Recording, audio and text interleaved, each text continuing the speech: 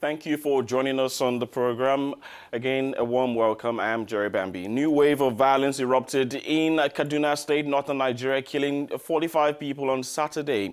Survivors blame gang violence between cattle thieves and the population. Cattle rustlers are accused of attacking Gwaska in the Birnin Gwari area of Kaduna State, burning down homes.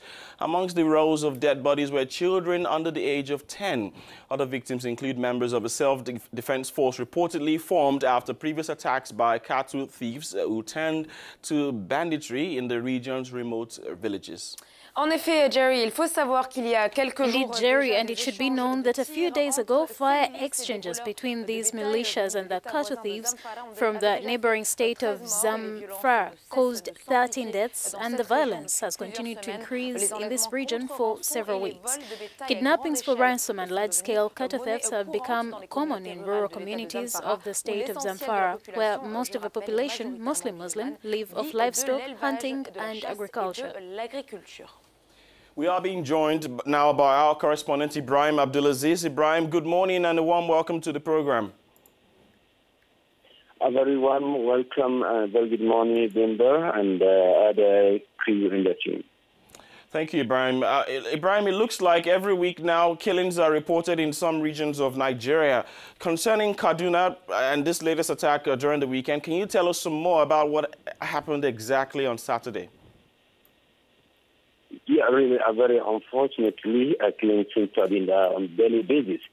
There was an attack by two identified government, suspected to be bandits. Even the police chief in Kaduna, central Nigeria, also award, and on Sunday confirmed that at least about 45 villages were killed during the attack in Birnin Gwari area of the city. Report also said that the bandits launched the attack in a village called Gwaska, leaving many casualties. In the recent time, the area has witnessed several attacks leading to the death of schools. Are you there, Ibrahim? Yes, okay. Can you hear me? Okay, yes, I can hear you. Some little distortion in the line, but it's fine now. I can hear you clearly. Go ahead, yes. Thank you. Yes, as I see, the reports say that the bandit launched the attack in a village called Gwaska, leaving many casualties. In the recent time, the area has witnessed several attacks leading to the death of scores of civilians, soldiers, and police officers.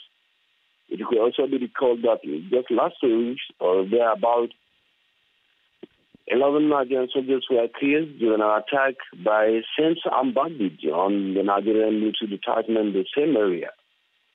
But Swaba continued the attack, a Nigerian parliamentarian, Shehu, the Nigeria is at war with deadly guerrilla within the axis of Zamfara, heading on major forages. Hence, he demands for more effort from the Nigerian President Muhammad Buhari's late administration to protect the people of Birnin Gwari and other affected areas from the siege of the systematic killings. Ibrahim, what has been the federal government's reaction to this issue, to this last attack in Kaduna? Well, from the attack, governor of the affected state, Nasir El-Rufai, had announced that the federal government has agreed to deploy a permanent army battalion in the troubled area, beside the visit to the troubled community by the Interior Minister as well as Nigeria's police chief. So there is an airport, according to the governor, that the federal government is on top of the situation as usual.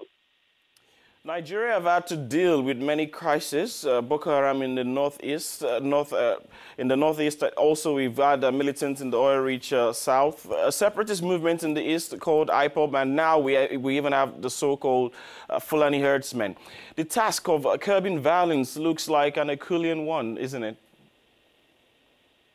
Yes, indeed. The insecurity problems are so many to contend with, though the government kept telling the citizens that they were on the top of the situation. But despite the assurance by the government, many Nigerians are now skeptical. This is because the dimension killings of innocent Nigeria is taking has also never been witnessed before.